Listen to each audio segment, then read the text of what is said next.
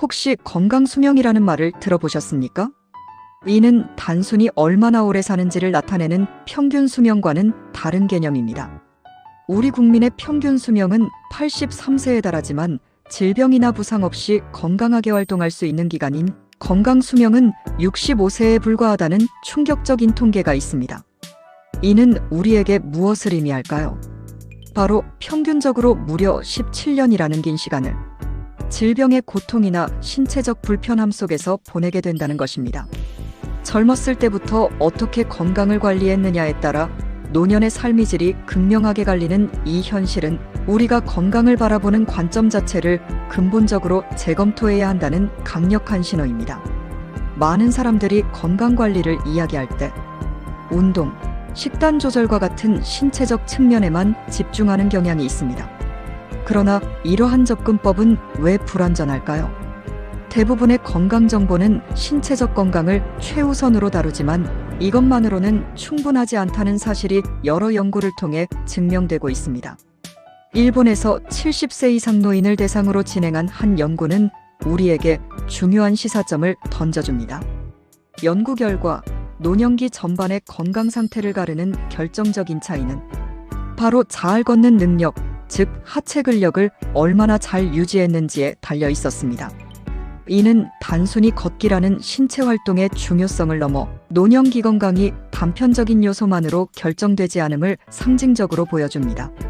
신체적 건강에만 매달리는 것은 거대한 퍼즐의 한 조각만 맞추려는 시도와 같습니다.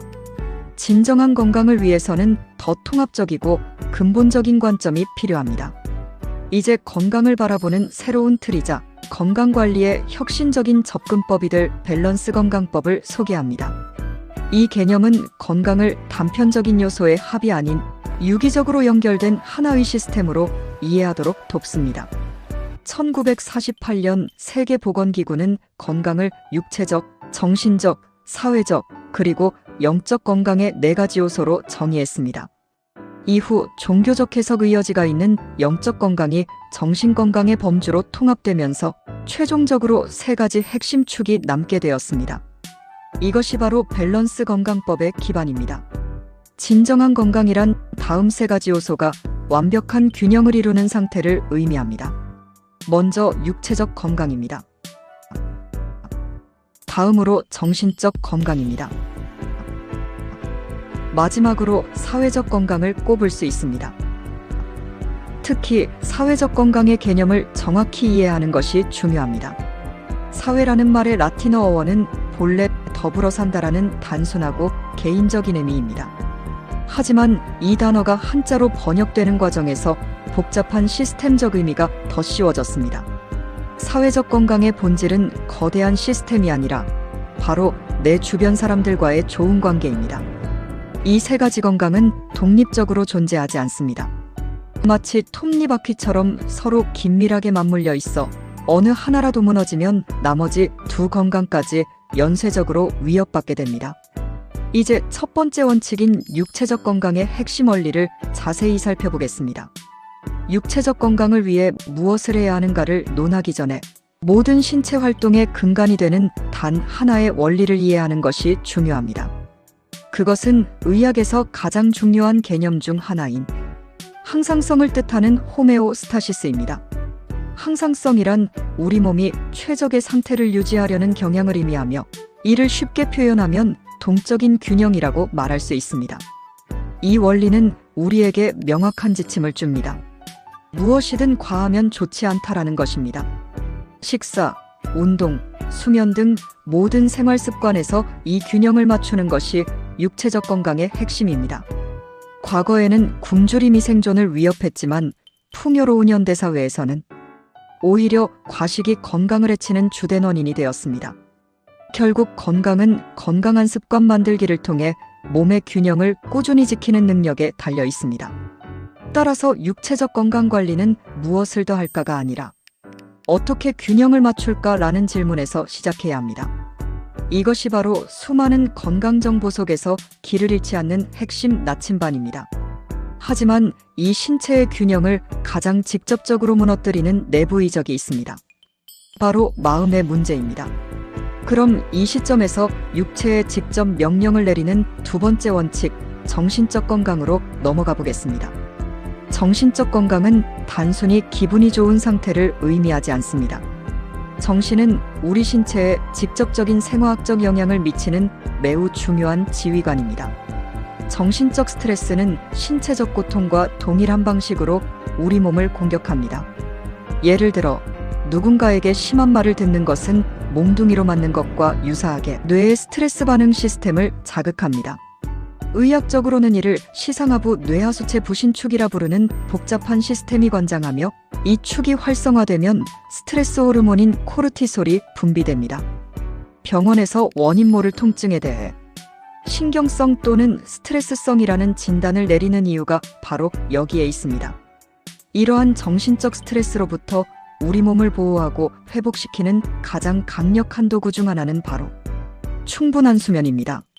잠을 자는 동안 우리 몸에서는 수면을 유도하는 멜라토닌, 신체 회복을 돕는 성장 호르몬 등 대사와 회복을 총괄하는 핵심 호르몬들이 집중적으로 분비됩니다. 결국 정신 건강은 스트레스 관리와 양질의 수면에 달려 있습니다. 그런데 이 스트레스의 가장 근본적인 원인 중 하나는 다름 아닌 관계에서 비롯됩니다. 이 현상은 우리를 밸런스 건강법의 마지막 원칙, 사회적 건강으로 인도하는 대목입니다. 밸런스 건강법의 활용점정은 바로 사회적 건강입니다. 많은 사람들이 건강과 무관하다고 여기는 인간관계가 다른 모든 건강의 기초를 어떻게 형성하는지 살펴보겠습니다. 앞서 밝혔듯 사회적 건강의 본질은 복잡한 시스템이 아니라 주변 사람들과의 좋은 관계 그 자체입니다. 예를 들어 신체적 건강을 위해 사회 모임에서 까다롭게 음식을 제한한다고 상상해 보세요. 한두 번은 이해받을 수 있지만 이런 행동이 반복되면 관계가 소원해질 수 있습니다. 이런 상황은 관계에서 오는 스트레스를 유발하여 결국 정신 건강을 해치고 궁극적으로는 신체 건강에까지 악영향을 미치게 됩니다. 이 연결고리는 무서운 도미노처럼 작동합니다. 먼저 서툰 관계 관리로 사회적 건강에 균열이 생깁니다. 이것은 필연적으로 주변 사람들로부터 오는 스트레스를 증폭시켜 정신적 건강을 갉아먹습니다. 우리 몸은 이 정신적 공격을 물리적 위협과 구분하지 못하고 스트레스 호르몬을 쏟아내며 호르몬 시스템의 균형, 즉 항상성을 무너뜨립니다. 그리고 이 모든 내면의 혼란은 결국 폭식, 야식, 비만과 같은 통제불능의 육체적 질병으로 그 모습을 드러내고야 합니다. 사회적 건강의 작은 균열이 어떻게 육체적 붕괴로 이어지는지 이보다 명확한 경로는 없습니다. 결론적으로 내 주변을 천국으로 만드는 것도 지옥으로 만드는 것도 바로 나 자신에게 달려 있습니다. 건강한 관계를 구축하는 것이야말로 모든 건강의 진정한 출발점입니다. 지금까지 우리는 밸런스 건강법을 통해 육체적, 정신적, 사회적 건강이 개별적인 요소가 아니라 톱니바퀴처럼 긴밀하게 맞물려 돌아가는 하나의 통합된 시스템임을 확인했습니다. 뭐를 먹어라, 무엇을 해라와 같은 단편적인 정보의 나열보다 이 세 가지 건강의 균형이라는 큰 틀을 이해하는 것이 훨씬 더 중요합니다. 이 프레임워크를 이해하면 자신의 생활 습관이나 사람을 대하는 태도가 건강에 어떤 영향을 미치는지 본질적으로 파악할 수 있게 됩니다. 특히 나이가 들수록 신체의 회복력은 급격히 떨어집니다. 젊을 때는 다소 무리해도 금방 회복되지만 해가 갈수록 단 하룻밤만 잠을 설쳐도 다음날 활력이 뚝 떨어지는 것을 체감하게 됩니다. 과거의 회복력을 믿고 방심해서는 안 되는 이유입니다. 따라서 건강을 위한 가장 중요한 핵심 전략은 이것입니다. 매일매일의 규칙적이고 균형 잡힌 습관을 유지하는 것. 이 원칙을 통해 육체, 정신, 사회의 균형을 꾸준히 관리하는 것이야말로 17년의 격차를 넘어 삶의 마지막 순간까지 활력 넘치는 인생을 만드는 가장 확실한 방법입니다. 오늘 내용은 세계보건기구의 건강 관련 정의와 일본의 연구 사례 등을 참고해 재구성했습니다. 오늘 내용이 건강 수명과 평균 수명의 17년 격차를 넘어 건강한 삶을 가꾸는데 도움이 되셨다면 구독과 좋아요로 응원해 주시길 바랍니다. 앞으로도 본질을 꿰뚫는 깊이 있는 건강 정보로 찾아뵙겠습니다.